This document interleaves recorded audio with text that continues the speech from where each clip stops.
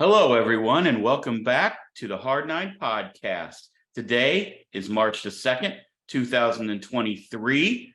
We will no longer have a month without meaningful baseball till December. Is it the World Series going into November this year? I assume so. It has the last few years. So honestly, I did not look at that final schedule, but it has for the last few years. So I guess there could be a sweep. We could November 1st be fucked, but I do think that I do think it's scheduled to go into November. All right. Well, yeah, that's exciting. I mean, I still don't even know when the WBC starts. When do they get out there? Are they go? I heard that it might have been Goldie's last game yesterday. Yeah, I think they're heading out either this week, tomorrow or this weekend. I think they start the games around the 10th. I thought the 11th, but I didn't know they'd be going out 9 days early. But I think they are. We are recording this on the 1st, so by yesterday I meant Tuesday would have been because they didn't have a game today. You ruined so many things, dude. No one would know that if you didn't tell them. Why does it matter? I just don't know why you tell them. What are you telling people for? All right. Well, I don't think anybody cares at all. Yeah, I'm excited. It's kind of crazy. Wake up today. March 8th. So a week from, since you ruined it, a week from today, but I started the show saying it was March 2nd, which is now tomorrow. But when people are watching it, it's really today. So a week from yesterday for the 8th. But you get what I'm saying. March 8th is Pool A starts March 8th. Yeah, but what happens if tomorrow morning we trade for Shohei Ohtani? And then we don't even mention it, and they think it's March 2nd, and we're like, why aren't you guys talking about it? If that happens, then, whatever. But I mean, Lars Newbar is out there since you're listening to this, probably on March the 2nd, which is the way we started the show, you would have never known that we're recording this late at night on March 1st. 4 weeks till opening day for the Cardinals. Well, for essentially everybody. But 4 weeks to the day. I'm just ready. I'm telling you what, today was hell day for me with midterms. I had 2 of them, and I'm so ready for baseball season. I had 2 midterms today. I have a story I'm writing. It's been a bad week for me. Bad week for Caleb in the college sphere. Well, and Illinois lost again. So there's that. Did get a nice little taste of baseball tonight. Went with my neighbor right up the road, literally 1.3 miles away is the Tulane baseball stadium. Went to see Tulane play University of New Orleans. UNO won 6-5. Great game. Sat actually by the parents of the starting pitcher who was from Lafayette, Bo Blanchard. Remember that name. 6'5", 220, was throwing 95 in the 3rd inning. Most guys only went 3 innings. It's early in the season. I think it's only their 6th or 7th game. But this kid is built. UNO had 3 kids throwing 94, 95 tonight. I think we saw just about the entire stable. Saw 4 jacks. Really good game. 6-5 UNO wins. Yeah, nice to be back at the ballpark. And I love college baseball, man. The environment's fun. You're not getting with these 2 teams this year. You're not getting the high tier like with LSU right up the road. But it's still, massive competitive. Great players, like little third baseman, maybe 5'10", hit one over the 400 sign, still going up, and then almost hit another one. He's from Brooklyn, New York. I think he's Puerto Rican. Jesse De La Cruz was his name. Really, but had a blast. It was awesome. Yeah, they should be. I will forever have at least a little bit against college baseball until they go to wood bats. Yeah, I understand that. Is there a reason for those kids to be using metal bats at this point? Do you believe? And we don't have to. We're not going to go deep in this, as we're not a college baseball podcast. But do you think it's a cost thing for the universities? It has to be, right? You can't tell me that the deals are. Obviously, I'm sure they would sign the deals, but I'm not talking at the elite Power 5 conferences. I just wonder if with the lower ones, and there are, I think the league that Harper played in, right, was a wood bat junior college league. Sure. There are JUCO leagues that are, I believe, wood bat league. I'm with you. I'm in agreement. They've already gone down to the BB core bats, which, kind of like just a little steroid use of a wood bat. But I just wonder if it's the cost. I don't know if that's what it is or what it is. I'm not sure. I just like the sound of wood. And also you have these kids that are bigger than some of the major leaguers. If I'm a pitcher, no way am I throwing. I wouldn't be. Actually, you know what? I wouldn't be a pitcher because I'd be scared shitless of a 250-pound kid standing there with a metal bat against me. It was a fun game. Like I said, I think both teams were pretty well matched. Neither team very, very talented this year. I'm not talented, not very good as far as the record goes. I'm going to be going to a bunch more games up there when it's this close. to get to go see D1 baseball. That was pretty awesome. I think tickets were $11. We were in second row. Yeah. You want to get into Adam Wainwright? Because I don't know how to segue. That was good. By the way, while we are segueing, is that a word? Seguing? Isn't that what it looks like? Seguing? Well, is segue? We're not going to spend time talking about segue. Move on. Okay, segueing. While we are segueing and you're watching, go ahead and please, if you would, we would greatly appreciate you to hit that subscribe button. Thank you. The subscription numbers are steadily increasing every episode. That's because of y'all. Thank you for that. Kia put out a very nice tweet today, thanking you guys for our positional player podcast profiles, whatever. Yeah, it's easier for me to put it into text than to put it into words, so I just decided to tweet it. And so go read it if you want to see. Our Twitters are more of a Hallmark kind of guy. Our Twitters are in the I think a lot of people are finding our Twitters through the description down below the video because we've getting a decent amount of followers from it, I believe. That's why they're there. Nice. But yeah, let's segue into Adam Wainwright. I'm just going to start it on a personal level. I've never met the man. He seems like one of the finest humans that I think you could ever meet. What I will say is this. I've been a Cardinal fan for, let's say, 41 years. 1982 is what I really remember watching the Cardinals. Went to games before that. Don't really remember that. So 41 years, he would be on my Mount Rushmore of favorite Cardinal pitchers, and he's maybe right there on the cusp, if not already on Mount Rushmore favorite Cardinal players of all time. I mean, for a guy to have been here for 17, this is 18th, 19th season here, 2005, I think was his first year in the big leagues here. For what he has done for me as a fan, for the Cardinal organization, for the city of St. Louis, and for the game of baseball, I will forever be grateful. So I was very happy to have him come back for another year. Yeah, I mean, I don't know Cardinal baseball without Adam Wainwright. Like I don't know anything before that. It was him and Chris Carpenter. Those are the two. When I think of Cardinal pitchers, it's always those two in my head. Those two would be on my Mount Rushmore. No offense to Adam Wainwright, I do love him. He'll never pass Chris Carpenter in my head because I remember 2011 and no one's ever going to pass that. Because you don't remember 2006 and the Yachter to Carlos Beltran. I don't. I was 4, but I do remember. Right. That's what I'm saying. What Chris Carpenter did to the Phillies and the Rangers, and that will forever be in my memory. But yeah, I mean, I'm just going to say he's the second greatest Cardinal pitcher of all time. Legacy, longevity, impact, he's second. Okay. All right. Above Dizzy Dean? Behind Bob Gibson, yes. Okay. All right. Dizzy Dean's in the Hall. We're going to get to that in a little bit, too. The stats may be different. Well, the stats are always going to be different. But here's the thing, Dad. Dizzy Dean played, 7 seasons, it looks like, with the Cardinals? And then 4 with the Cubs. He didn't play 18 seasons with the Cardinals. I'm not arguing. So, the only guy he's really chasing right now is Bob Gibson. No one's ever going to catch Bob Gibson, let's be real. But for me, he's number 1 in my lifetime in terms of impactful Cardinal pitchers. The only thing he really was missing was if Clayton Kershaw wasn't Jesus for 10 years, he would have his Cy Young, and that would kind of complete the I don't know if you want to say trifecta, but maybe more than that. But breaking the record with Yadier Molina, the greatest catcher in the organization, for a record that will never be touched last year.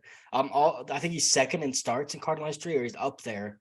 I think second is correct. I believe that's what I saw. He's going to surpass 200 wins this year. 195. Currently at 195. He's played every major league game he's played has been with the Cardinals.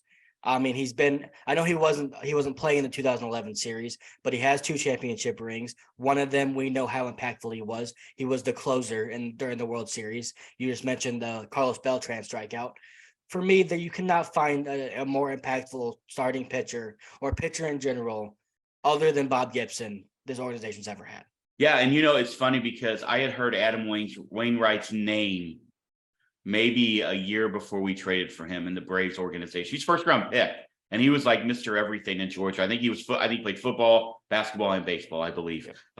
Braves drafting first round, and I just remember he was soaring through their system. It felt like, and I just remember. I don't know if I read it. I had to have been. That's back in the days of the magazines, right before the internet. And I just remember, the internet was out, but you know what I'm saying. I remember reading about Adam Wainwright being this guy. And then when we made the trade, the JD Drew and Eli Marrero to Atlanta, and we got Ray King and we got Jason Marquis and Adam Wainwright, I won't say he was a throw-in because that's not true, but he was the Kind of minor league. was. Yeah, he was the minor league guy. And I just remember telling my buddies, I was like, I think from what I've read, Adam Wainwright's going to be, not patting myself, I'm just saying, like, I had read this and I was like, I can't believe we got Wainwright. And then all of a sudden he's here, He's and next told thing a you lot know, he's told a lot of stories about being in Atlanta, and his work ethic was not very good in Atlanta. That's right. what he said. He had a lot of things to learn, and he said he kicks himself still for not learning more from Greg Maddux, from not learning more from John Smoltz, who we got to play with again. Tom Gleffman, yeah. Because he got to play with John Smoltz again, obviously, when Yep. Smoltz was with the Cardinals for, I don't know, a couple months or however long it was. But yeah, I mean, who would have thought? Who would have thought JD Drew, for being this guy who was supposed to be the next Mickey Mantle? He wasn't, newsflash. Great career JD Drew did have, but kind of disappointing in the Cardinals sphere of things, just because he was supposed to be this next guy alongside Albert Pujols. Even he would have been before Pujols when he came up. Yeah, he was with McGuire, 90, Yeah, 98, he was supposed to be that 99, next guy. 98. And Yeah. for the next franchise guy, he never really became that for the Cardinals, but he gave us that once he was traded away. So, it's all forgiven. Well, we talked a couple times, I guess 2 pods ago, when we were talking about Jordan Walker, about how, I haven't necessarily been this excited about a player maybe since Oscar. Because to be fair, when Albert came up, Albert wasn't like he wasn't supposed to be what Albert became. You know what I mean? Like that wasn't on the radar for everybody. He made the team because Bobby Bonilla got hurt. Well, and Mark McGwire said, and he never left. Leaving. Well, hold on. Mark McGwire also said, we're not leaving Jupiter without him. Right. But for Oscar, the 2 guys that I remember being so excited for with the Cardinals was JD Drew and Rick Ankiel. Like those, I was geeked for those guys because Tony had just got here. We had them coming up on the back of Mark McGwire. You had Ron Gant, you had Brian Jordan. We had that team was set there. Delino DeShields, you had Royce Clayton at short, Tom, you had those guys coming in. And I just remember I was so excited for both of those guys. And Drew, because they called him Mickey. They called him Mickey Mantle, essentially, is what they compared him in the to. second round, because they were the only ones willing to pay his. He would have been the number 1 pick. But and also, I think it was Philadelphia. Philadelphia drafted him, and he ended up going back to Florida State. Yeah, he didn't want to go there. Yeah, and then we ended up with him. But they booed the shit out of him whenever he was they went back there. But this is an Adam Wainwright episode. It is, but sorry, I just wanted to get to the point where sorry, here we go. But that got us to Adam Wainwright. And then you see like 2006, and I know that it credits him with a one-time World Series. He's part of that bullshit. By I know, I agree. Why do they do that? I don't know. You're giving like, here's the thing: you give the manager and the pitching coach, well deserved, the credit for the World Series ring. You're telling me Adam Wainwright had no influence on that ring at all in the clubhouse? Agreed 100%. You're telling me he didn't talk to Chris Carpenter at all? Are you shocked that Are you shocked that in his career he's only been to the All-Star game 3 times? No, a lot of injuries. All-Star game's weird with starting pitchers too. Sometimes guys start one time and they don't pick him because of when they're starting. Dylan Cease wasn't an All-Star last year. So no, nothing surprises me with that. He's never started an All-Star game. Oh, maybe he has. Right. I don't know. He did. He gave that double to Derek Jeter, didn't he? Okay. I don't know. If you Derek say Jeter's he did. And Derek Jeter's last All-Star game. But you would have Silver Slugger Award winner. How about that? And then I was 2-time. I'm also kind of shocked that he's only a 2-time Gold Glove Award winner. Like he's always been a very good defensive pitcher. Can I be honest with you? I know. Unless you're Greg Maddux, I don't care about the Gold Glove Award winner. And can you throw some goddamn respect on Jim Cott, who won like 17 in a row? Doesn't Greg Maddux has the record, I think. Then he might have more than Cott. I thought Cott, maybe I made that number up 17, but he had a bunch. Yeah, I think you made that up because that doesn't sound realistic. Also, Silver Slugger for pitchers, unless you're Zach Greinke, also don't care too much about that one. But also he's done everything. I hope he gets. Led the league in wins 2 years. Yeah. Oh yeah, he could do that again this year. Honestly, like he could. I think he would tell you. The one thing he's probably most proud of we're just talking about his accomplishments there as a baseball player. Roberto Clemente Award winner 2020. I know that's when you're just to be nominated by your team, amazing. But then to win it in the entire league, that's pretty freaking awesome. Yeah. Like I said at the beginning, and I'll stick to it. I don't know that we could have ever had a better ambassador for Cardinal baseball than Adam Wainwright. I'm that's no shade at Yachty. That's no shade at Albert Pujols. That's no shade at anybody. I just don't know if there's a better ambassador for the city and baseball than Adam Wainwright. That's what I'll say. No, he's awesome. And, I don't know what else to say about him as a person. Like we've covered all of it. Roberto Clemente Award, it's the Walter Payton of the Man of the Year of the award. Correct. The same thing. It's probably the best honor as a man you can have in the sport. You know, to That's have how I would Roberto. view it. I mean, Roberto Clemente, just to have your name in a sentence with that man is an incredible accomplishment for everything he's done for the Latin American community and Major League Baseball. I mean, it's imaginable. He died. The man died because he tried to help too much and put too much stuff on his plane, right? Like that was why his plane went down. Some people believe because he put too much food or whatever it was on for the country he was going to. So yeah, it's awesome. But now it's hard to segue away from who he is as a man. But I want to get into his performance because let's be honest, 2020 and 2021, Adam Wainwright, that's some of the best Adam Wainwright we'd seen since 2014, 2015. Absolutely. Since before he tore his Achilles, if we're being honest. In the first, I mean, I don't know how many months it would have been, but up until September of 2022, the guy had a sub 3.3 ERA.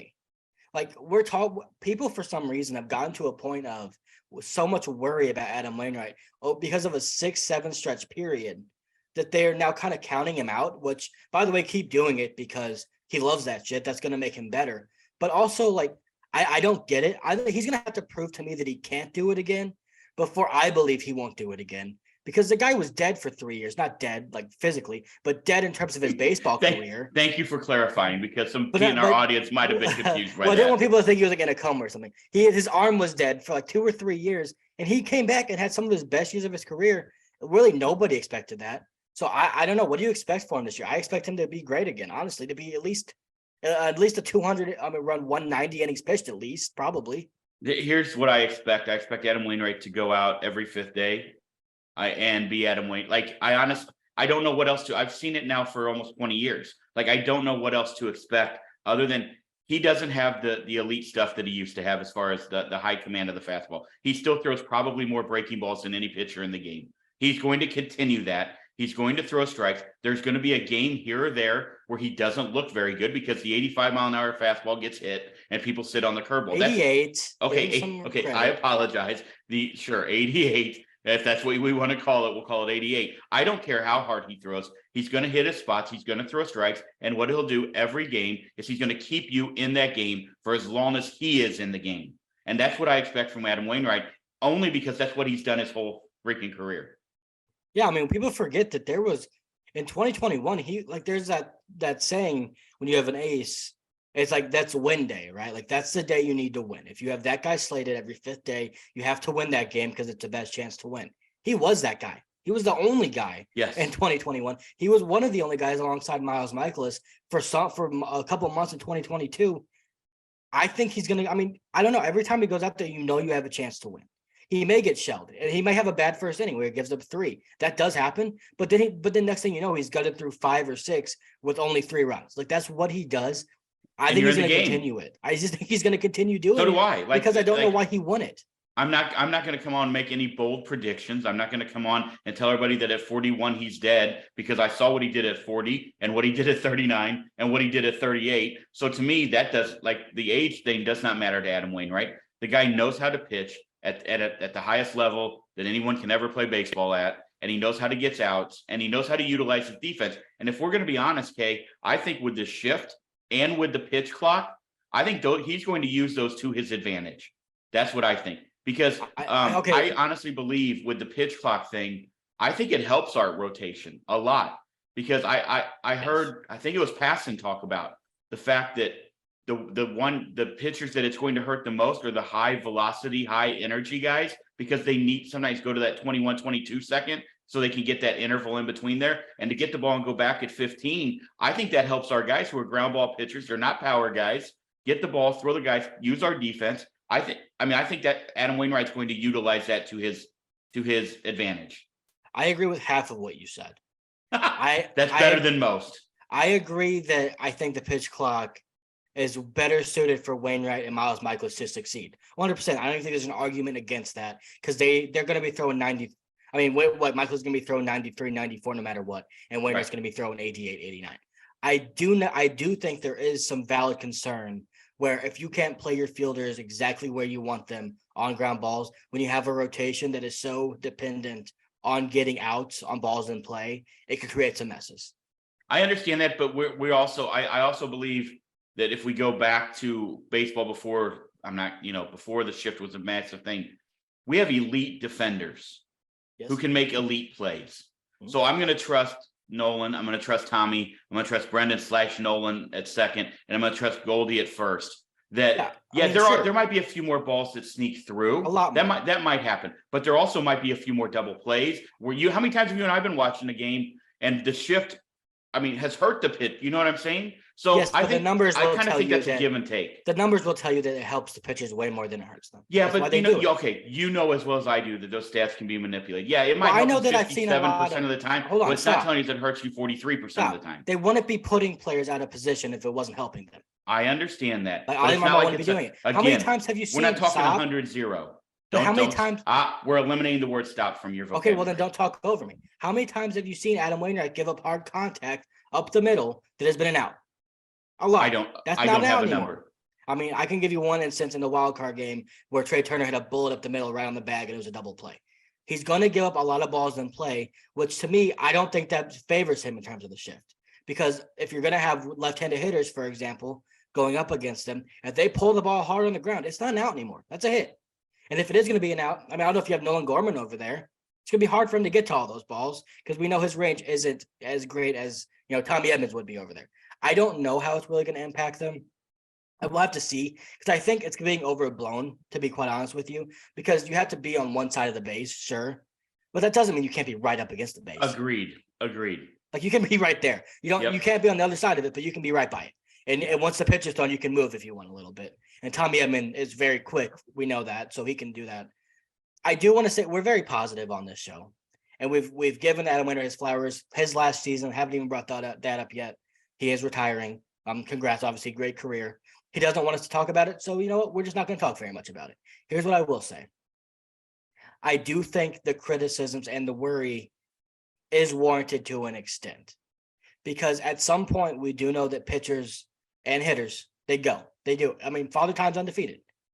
Last year, it was weird. The last month, he was saying it was dead arm. And then it turns out it wasn't dead arm. But was it both? We don't know. I'll take him at his word, but I do think it is valid to wonder, is Adam Wainwright being depended on too much to be the number 2 in this rotation? That's just given if Jack Flaherty can repeat what he's doing. Yeah, I understand what you're saying. I do think that the burden of the load was a little bit heavier than it needed to be on Waino last year. I think the hope has to be, right? We can go in with all hopes and whatever, but I do think the hope has to be that you've got a healthy Flaherty. You've got a healthy Steven Matz. You've got a year of Jordan Montgomery. You've got a Miles Michaelis. Waino doesn't have to be the guy like you talked about earlier that now you have to go out and win. I don't think you have to put that burden on his back now. I think Waino, he's going to do that to himself. Of course he is. That's what all competitors do. But what I'm telling you is I think he can just go out this year and just be Adam Wainwright and not have to be the ace at 41 years old. Because if he is, then I'm with you. We're in that's maybe not a good situation for this team. Or it might be great because we might have 2 aces. But maybe. I don't know. Part of me wonders, and I don't want to say this about him because I do believe he's going to be great. Well, at least good again. I don't think he's going to be bad by any means. I think he's going to have under a 4 ERA again. If he's around the 3.7 mark again, that's fantastic for us. Agreed. It gives you a chance to win every day. I just wonder if there's going to be a time where we say, oh, maybe he went a year too long. Do you think that Ollie, I guess this will be interesting to see. We don't know. I guess making a prediction is sort of silly because Ollie hasn't necessarily shown his propensity to do this yet. But I do wonder if they limit his workload a little bit throughout the season to make sure that you have an Adam Wainwright come August and September that is good. Or you just think they're going to go every 5th day he's taking the ball and we're not, if we have an extra off day 1 week, we're not going to try and get him an extra day of rest. Just keep him on his regular rotation. What do you think? He's emptying the tank. It's his last year. Okay. I appreciate that too. I just always wonder that stuff. You've got Hudson, you've got Palante, you've got Liberatore, you got some other guys who could give you a spot start if you needed to. Right.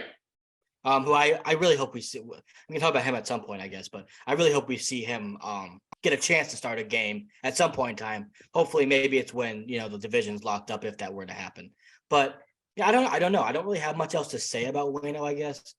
I think for me, expectation is what he's done the last 2 years, to be quite honest, sans October. or in September. Yeah, like I said, I don't, until he proves me wrong, I'm just going to expect that he goes out every fifth day, takes the baseball, throws his gun behind the mound, and does what Adam Wainwright has done since he's been here in 2005. That's essentially what, and obviously I know there was a hiccup there for a couple of years. I understand that, but he wasn't dead. Caleb has proclaimed that. Yeah, so we know that he was alive. He was alive. His arm was dead though.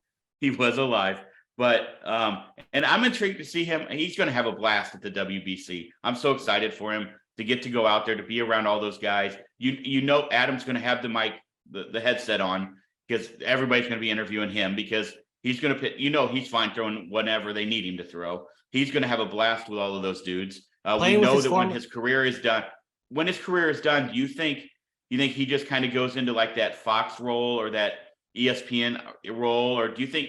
I mean, what do you see from him? I don't like. I know everybody wanted him to be the Cardinals guy. I don't see him doing that because he's got young kids. When he's done playing, he's not going to commit to another 162 game thing without playing. No, that's not even realistic. Agreed. I do think he will at some point. I don't know if it's immediately after, if he wants to spend time with his family. I honestly have no idea. But I will say, I don't think you're going to be in 5 years after he's retired saying, well, I wonder what Adam Wainwright's up to. I think you're going to know. Yeah, he has, and well, he might be a music star, a country music star. He has an album out. He has an album coming. Yeah, that's pretty cool. So, yeah, I mean, the guy just does a little bit. I think he's kind of good at everything. Like if you want to play with ping pong, he'd kick your ass. You know what I mean? Like I think whatever it is, he's good at. When your career is almost taken from you, basically, because he was so bad for a few years and just wasn't enjoying it anymore. I think when you have a resurgence and you're still doing what you love to do, you probably get a greater appreciation. And and he's just been enjoying it the last few years. Agreed. Nice to see. Agreed. But I'm with you. I think we see him in the booth when it's done. I don't know what capacity that is.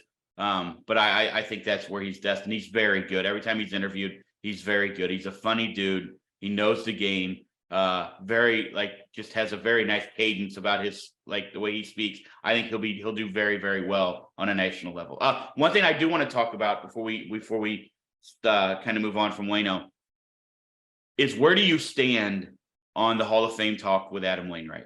And before I tell you where I stand, I kind of want to know what you think. I think he'll get in. Maybe 30 years down the road, but I do think he will get in. At some point in time, Adam Wainwright will have a plaque in the Hall of Fame, I believe. I don't know if it's going to be on his first 10 years in on the actual writers ballot. I honestly would lean towards probably no. But I think as we get farther away, it's going to be a Jim Cott situation where they say, well, we're kind of looking at stats differently. 200 wins is actually our number now to get somebody in the Hall of Fame. And he did it for 18 years and was great for most of those 18 years. And I think eventually he will be in the Hall of Fame, but it kind of worries me that it's not going to be till well after he's done playing. Yeah, I understand what you're saying. I think that 200 number is huge. 300 is not it's almost unattainable anymore. Yeah, no.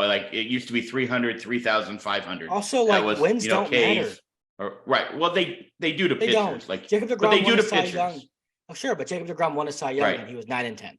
Yeah, I understand that. And Waino did lead the league in wins twice. And here's what I'll say. Now, I'm just going to point at a few things from doing some research that I think will help lean in his favor. I think he goes in. I truly believe, because here's when you start to look at, and one of the main conversations that I agree with is, where did you stack up during your playing time, or your top 10 years, even if you want to look at that, but with the greats around you. And if you look around,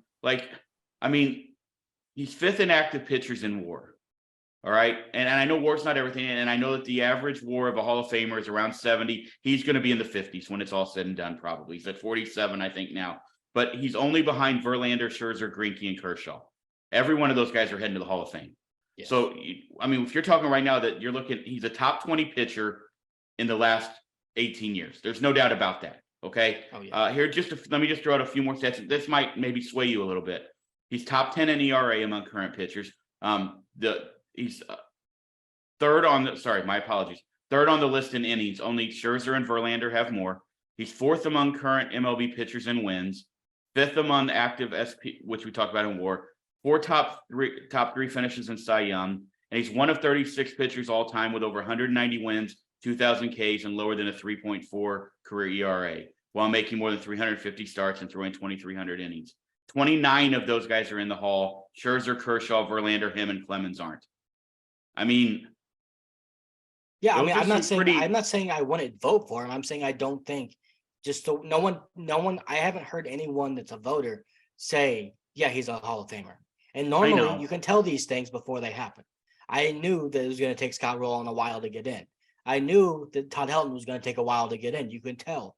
I haven't heard one person say Adam Wainwright's going to the Hall of Fame. I think he's going to be heavily judged in the wild card era, all right, among those guys. And I think that's what he should be. And if you look at it, the group with 190 wins, 2,000 Ks, 2,300 innings, 350 starts, and an ERA less than 3.4, the pitchers who have this are Scherzer, Verlander, Clemens, Randy Johnson, Pedro, Maddox, Kershaw, Halladay, and Waino. I mean, you're talking, that's elite categories that he's in the highest realm. Well, the last thing I'll say, okay, to make my case, I talked about that 10-year period. That's kind of that Sandy Koufax thing that everybody talks about. What were his best 10 years? From 2006 to 2015, he was 119 and 66 with a 2.96 ERA.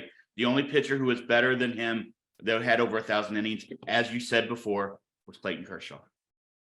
Yeah. So we're not talking about just top 20. We're not talking about just top 5. In his 10-year period, he was the second best pitcher in baseball.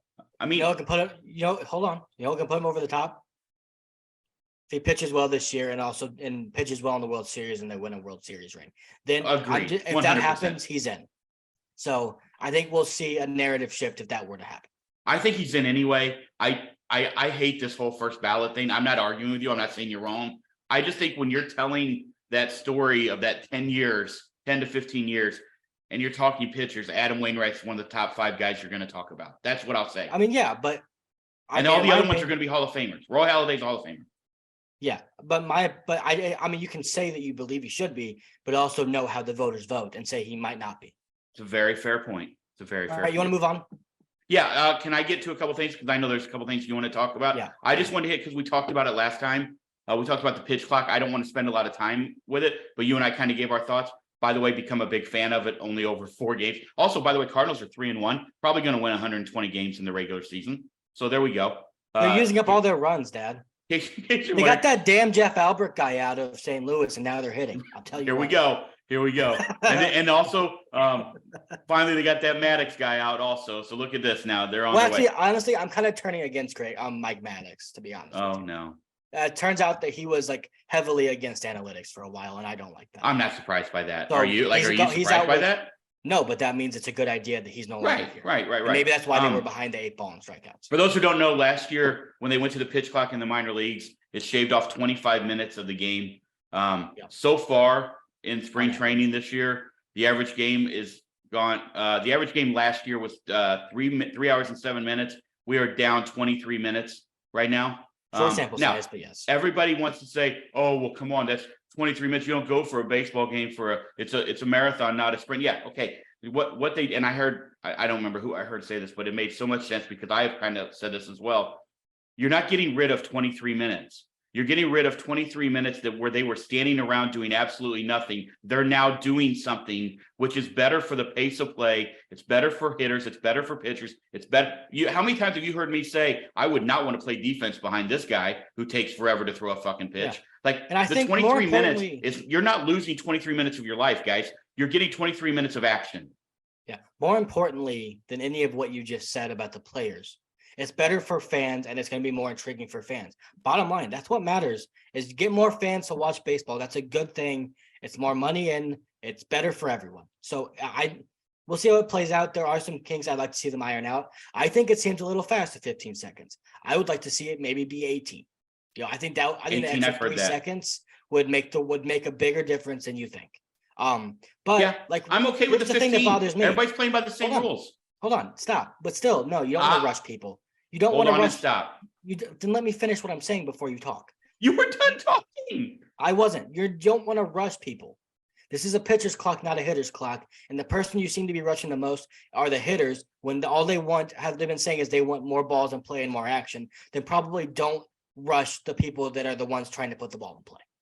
I understand that. I'm okay with 15. I'm really okay if they went to 18. What I will tell you is I'm a fan of it. I think it speeds the game up. Tonight, to be honest, at college level, it's 20 seconds. This is the one thing. This is the last thing I want to say on it because I know we talked about it last time. Yeah, I just wanted to throw out some things. If you're gonna put in new rules, you have to be able to adjust and not just say they're written in stone. If there's something that needs to be adjusted or fixed with any of these rules, they need to be willing to do that. That's all I want to say. I agree. I think every rule they've put in this year is better for the game of baseball. The bigger bases is fine. I have no problem with that. It's a safety thing. It also increases stolen bases and other plays, whatever. Fine with that. I'm glad the shift is gone. I know people will be like, oh, hit the ball where it's pitched. Well, that's nobody even takes seriously anymore. So also I'm a big fan of the pitch clock. Like I said, tonight at the college game, I noticed 20 seconds. Very rarely was it ever to 5. So I did notice that, like, the college game moving very quickly. It was only 3 hours, right, because they pitched like 18 guys. It's kind of been the same in the big leagues. There's very few times. There's been a couple of violations. Gio had one, but that was also, he was backing up third base. Well, he was also backing up third base trying to catch his breath. Yeah. Things like that. That needs to be adjusted. There's no reason a pitcher should have to sprint to first base, sprint back, and then be ready to throw. Like, have some feel. I think, like, you can adjust these rules, but once again, this is the first time. This is the first time they're putting this in. They're going to adjust it. This isn't how it's always going to look. Look at the NFL. They've adjusted things. You can't do a coach's challenge within 2 minutes. You have to do it with the booth. They change rules. It will change. It won't be this forever. So I like it so far. We'll see how it goes. Game this week was played in 2 hours and 4 minutes? Yeah. Yeah. That's a great training game too. Those normally last longer. So. Yep. Sorry. I just wanted to get that in because we had talked about the pitch clock last week, and now that I've kind of seen it a little bit more, I just kind of wanted to hit on that. I just think that 23-minute argument, I think that's a great thing for Major League Baseball. That's what I'll say. Yeah, it's good. You all right? Yeah. I thought you were going to take over there because I know you said. I said, yeah, it's good. And then I figured you had something else to say. Do you have anything else? I'm done. Okay, well. No, I was done. I thought you froze. I didn't know what to do. I thought you froze. I didn't know what to do. Okay. Hey, guys, this is fantastic journalism right here. So shout out to us. All right, so. Well, go ahead. What do you want? I just want to give you a shout out. Just to give Caleb a shout out. Tell everybody who you're having lunch with tomorrow. Oh, God damn. Why do you do this? We'll leave. But I don't know why you have to, like, embarrass me like I'm a child. Oh, hold on. One, why would it be? Why are you embarrassed to go have lunch with Because it was like, I don't need a pat on the back. I wanted to get into hold on. Contreras. Fuck off. Everyone who watches this podcast I don't want knows one from way you. better than that. No one needs more pats on the back than you. No, I only want it from myself. I don't want it from you. Well, I gave you one. Okay. So don't get used to it. But shout out to you. That's awesome. Yeah, I can't wait. What are you going to order? I don't know. And I haven't gone yet, so I don't really know what to say about it. Do you know where you're going for lunch? No. Canes or Chick-fil-A? My professor, no, I'm not waiting in the Canes line again. That place is packed because they don't have many Canes up here in Northern Illinois. Oh. But I don't know. My professor emailed me and said that he asked me if I wanted to go to it. So I said yes. And now I don't really, and he hasn't emailed me back, I don't think yet. So I honestly don't know where I'm going and when I'm going. So okay, we'll see. Well, next pod, I can't wait to hear. Yeah. You're gonna get to Sorry to embarrass you. If you're gonna keep doing this, I'm gonna leave. Can you stop? We're gonna get into Wilson Contreras because please. Cubs fans, along with just Cubs fans actually, and Cubs media. Because I stumbled into a black hole on YouTube yesterday of Cubs media that was bashing Wilson Contreras. For those of you who haven't seen it, I'm assuming most of you have. He had an interview on the first spring training game where he said the Cardinals organization is way better than the Cubs organization. And that everything's more professional. They like some more things that you would expect someone who doesn't like the Cubs organization any longer to say. My take on this, he told you what he is. He said he wants his team to love him. He wants everybody else to hate him. Well, he's not on the Cubs anymore. So he's now getting them to hate him. Alongside the fact that there was an article that came out with Ken Rosenthal with some anonymous source. I don't know who they put your name on it, you coward. But anyway, anonymous source that was calling out his work ethic, said that he doesn't do what David Ross wanted. And David Ross didn't want him around anymore, basically. David Ross comes out and says he doesn't know who said that, but it's not true. I don't know. but somehow that got out there. Wilson seems hurt by it, like I imagine most people would be. And now it's turned into Cubs fans saying, one, that they're glad he's not there anymore, and two, that he's like whining and that he's backstabbing them, and they're just like trashing him all over the place. And I don't know. I kind of want to defend him for a second because I think my main. Sorry, I know I'm going on a monologue, but I have one more thing that I want to add. No, go for it, man. Hey. Anyway, I think any organization like the Chicago Cubs that tears it down like they did with Wilson Contreras there over the last 2 years, that is so poorly run and is one of the biggest markets in the entire sport and wants to act like they're the Tampa Bay Rays, that they shouldn't be talking about anybody's work ethic in a season where all of his best friends were traded, where his name was dangled out there for months, where he was almost traded and then it got nixed, where they basically they gave him one contract extension, I guess a proposal or a talk with him in 2018 for 6 years, $24 million, and didn't ever try and bring him back after that. I don't think that organization has a single leg to stand on to go out there and now start bashing Wilson Contreras, and I think it's pathetic, just like that organization. That's what I'm going to clarify something for you. That anonymous source was Ali Marmol. What better way to get him fired up for an incredible run? No, it wasn't, because Ken Rosenthal wouldn't put that out. You're insane. Look, might have been Yachty, might have been one of those guys. Let's go ahead and a guy who doesn't really need a fire lit underneath him anyway, the way he plays. Let's go ahead and light one and get hit. We're gonna see the best. That's not what happened. Stop spreading theories and go with what I actually said. That was the fact of it. You get so butthurt because I wanted to bring something up to you, and now you're going with some fan theory that you just made up in 5 It wasn't a fan theory. It's a joke. Like I am on 100% on board with the Wilson Contreras signing. I cannot wait. My jersey's on its way. It should be here any day now. I cannot wait for him to be a Cardinal. I mean, how awesome would it be if it was Ali or Yachty? Over under 0.5. I mean, yes, that would be funny, but also kind of shitty to put Wilson in that headspace of being sad. But anyway, I think over under 0.5. Benches clearing slightly, argumentative incidents between Wilson and a Cubs next year. Over. Yeah, I think over by maybe 2. Yeah, I think it might be a couple of them. Over. I think it's so shitty. This was the narrative around Ryan O'Reilly. They called him an organization sinker when he was in Buffalo, when they were just god awful every year. He comes to St. Louis, wins a championship. And I got one more thing to say about this, and then we can move on because I have one more guy I want to talk about. But I was going through, everyone wants to talk about Dexter Fowler when we talk about Cubs coming to St. Louis.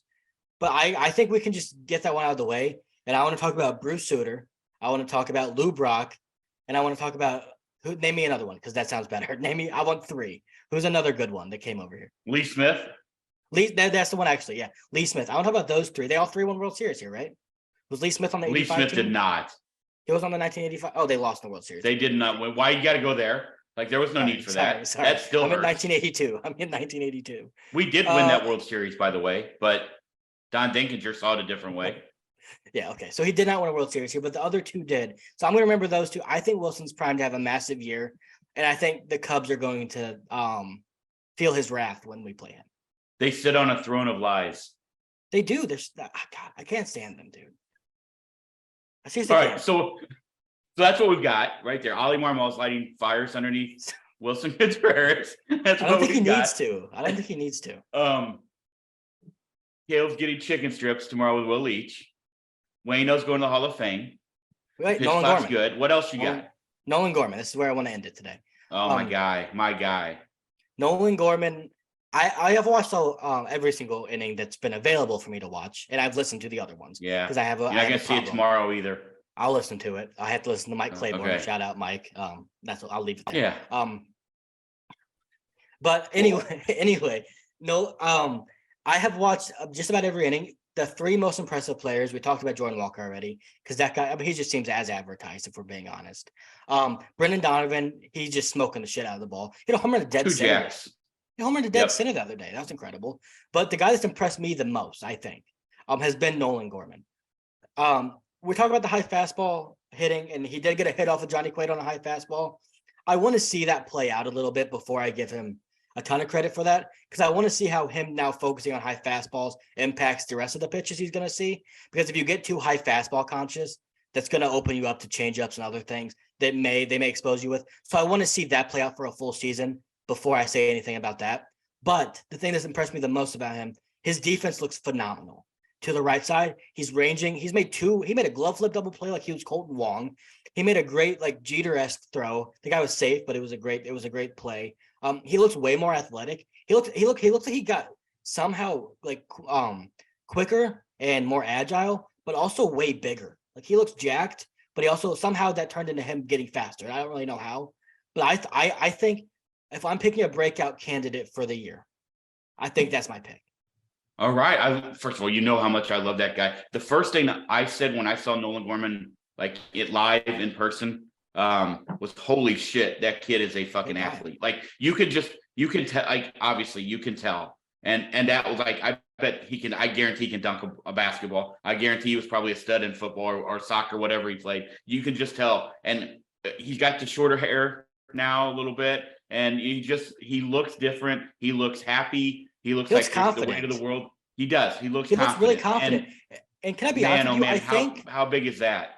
I think a lot of the pressure going towards Jordan Walker might be good for Gorman. I think he's going to be one of those guys. Everyone talks about Lars Nootbaar and Jordan Walker, two guys I very much believe will have good years. But I think Nolan Gorman is going to slide under the radar. And what have we realized as Cardinal fans? The people we think are going to break out, it's normally somebody else. Like last year, it was everyone expected Dylan Carlson to do it. Everyone expected, Nolan Gorman to come up and do it. He had a good year, but who did it? It was Brendan Donovan and Lars Nootbaar. Two guys nobody thought that was going to happen with, except for, if anyone told you they thought that, they're either lying or they have like a crystal ball. So I think Nolan Gorman is going to be the guy that kind of goes under the radar. And then we look up and like, man, this guy is 30 jacks, and so that's my breakout candidate for the year. And I'm locking it in. All right. And you know why it's my dream even more, right? Like, how I'm petty, I'm very petty when it comes to a lot of things. And I get so tired of the people who act like they're smarter than everyone else, but probably either one, never played a day in their life, or obviously never played past middle school, most likely, or out there critiquing Nolan Gorman and telling everybody what he is as a player. So that my pettiness and those receipts are going to come out. And I will be ecstatic. I get it because he does have some concerning things that he needs to fix. But what 22-year-old doesn't? Like, let's be honest, dude. Like we talk about these guys, and it's like, yeah, Juan Soto, Bryce Harper, Manny Machado, and Mike Trout. We're as complete of 22-year-old players as you can find. But that's where the list really ends. Like Julio Rodriguez. Is it those five? Like it's hard to be a 22-year-old in the big leagues. Most guys, Brendan Donovan was a rookie at 25 last year. Right. Nolan Gorman is going into the second year at the age of 23. And he works his ass off from everything I've heard. Like they asked Ollie on the first day, they said, hey, I know it's early, but who's the guy that you've noticed did everything you asked? He said, Nolan Gorman. So if you don't want to root for that guy, the guy that takes everything he's told and internalizes it and goes and does his best to do everything they said, I don't know what you want. But also, we talked about this a couple of times last year. He's been a guy that's come up to a new level, done well at start. They've kind of exposed him. They found a hole, and then he does his best to minimize that hole, and he thrives the next season. He's done that at every level. So I don't see why that trend can't continue, and all signs are pointing towards he's doing it right now. You know my feelings about Nolan Gorman. I love the guy. I've been a massive fan. I cannot wait to see the season play out for him, and I hope nothing but success for that dude. I am such a big fan, and I'm so tired of the people who think they know who he is at 22 years old. Like, guys, get a fucking life. That's all I'll say to you people. Also, I also want to say one last thing, and then we can get out of here because it's getting late. This is completely different because I do want to say your thoughts of Brendan Donovan batting eighth, not happening. No. That guy's batting leadoff every day. I think so. But Lars could hit eighth. No. He'll bat sixth or second. Well, we'll see what Jordan Walker, Tyler O'Neill, and Brendan. I know you want this magical world, but you're not batting your two left-handed hitters first and eighth. That's not happening. Why? Okay, well, we'll see how it plays out. But I'm just saying, as of right now, that theory is out the window. It's probably not going to happen. Nolan Gorman would be in that lineup for me as well. So that's another lefty. You know what? They should bat him lead off. That'd be fun. Oh, geez, that's like Schwarber. That's what Philly does. Yeah, no, they're not. A couple things I would do want to say before we get out of here that I forgot and I meant to say last time, but I did forget. A couple shout outs. Battlehawks, the call 2-0. And St. Louis City, first game ever played, goes down to Austin and wins. Also, shout out to the Ranch House, my absolute favorite bar in the world. a very good friend of mine, Johnny Vambakitos, who owns it, has kind of done has done a great job of turning that almost into a soccer bar. Not a lot of those in Godfrey, Illinois, or anywhere near there. And it has been like he did it for the World Cup. Send me pictures. Packed for the game. Love to see that. Asked him what jersey I should order. He said he didn't know yet. So I'm going to have to get one soon. I heard that Klaus guy is good. Okay, I don't know shit about the MLS, but I heard Austin was one of the best teams in the league, and to go on the road and beat them. I think City was plus 500 betting odds going to that game, and they won 3-2. Need to get into that. Did really well in the World Cup. Might as well get into the MLS. I did. I don't know. I mean, I don't know if you knew this, but I did watch the second half. I did not know that, and I did not watch it. But that's awesome. It was on, so I was like, I'm so excited for our city. Yeah, it's awesome. And Battlehawks, good for AJ him. McCarron, baby. Good for AJ McCarron. He has a really cool story if you want to go look at it about why he's playing again. Because his daughter, I don't know if his daughter or son, I shouldn't say that. His kid wants to watch him play, and he could have made more money, and he could have still been a backup in the NFL, but he wanted to play for his child. Really cool story. Good for him. I'm glad football's back in St. Louis. I just can't get into it. I just don't understand all the rules yet. Like all the The Rock did it. Points. Yeah. The Rock's pump-up speech was not great. Yes. Well, and they usually are. Like they're usually really good. Well, it was too WWE, but it was real life. Well, hold on. What did you expect? And nobody cuts a promo like The Rock. I get why, but when you're not doing it in the WWE, it doesn't hit the same way. I don't know. It was pretty good Super Bowl when he did the Rams Super Bowl pump-up speech. That was good. Gross. Dude's arms are like this big. He's massive. All right. You got anything else? No, that was it. That was pretty good. Okay. Watch Jordan Walker this weekend with no games on until Sunday. That's bullshit, right? Yeah. But guys are gone. Lars Nootbaar's in Japan. Tommy Edmonds in Korea. Really cool video circling out there of him being met at the airport with a bunch of fans with Cardinal gear on. Yep. So in South Korea, that's awesome. Good for him. I'm happy for him. And Lars Nootbaar's going to play a lot in Japan. Not good news that Seiya Suzuki is hurt and not participating. Right. But that does open up some playing time. So I think Lars Nootbaar will be playing a lot over there, which is great. Sucks for Seiya. I don't like seeing that, but yeah. So also, that's what's going on. Not much. Also really bummed for Gavin Lux. Yeah, that really sucks, man. Really bummed for him. I'm a fan of his. I'm a fan of him. Really wanted to see him get a full year, and it just sucks. Like never want to see anybody get hurt. But I feel like as fans, we kind of, and I know we got to get out of here, but I think as fans, we kind of say injuries happen because we get used to it. But for Gavin Lux, that's a year of his career he just lost and will never get back. And I think as people that aren't in that situation, that's a year that he really could have used to one up his value on the market, then just set a legacy. And he's now not able to do that, and I can't imagine how much that sucks. So I hope he's doing all right. That really sucks. Same. Yeah. So also 4 weeks till opening day. I will repeat it again. I think we are going to have meaningful baseball now every month until December. Yeah. I don't know that, but I think that's what we're going to have. Give or take a month. And let's hope that we have that here in St. Louis. I mean, what better way to send Waino out than with 12 and 23? Yep. That's the goal. It's going to be, how long are we going to do the 12 and shit?